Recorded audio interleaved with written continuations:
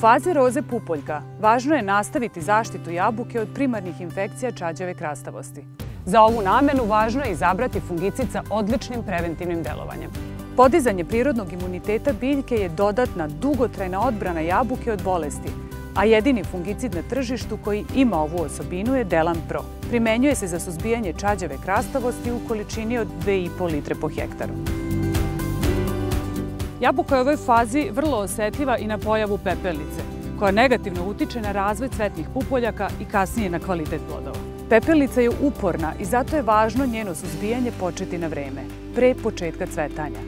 Serkadis je jedinstveno rešenje protiv pepelnice. Primenjen u količini od 0,25 litara po hektaru u fazi roze pupoljka, preseca infekciju u biljci i onemogućava dalje širenje bolesti. Delan Pro i Serkadis pružaju potpunu zaštitu jabuke od najznačajnijih bolesti – čađave krastavosti i pepelnice. BASF. We create chemistry.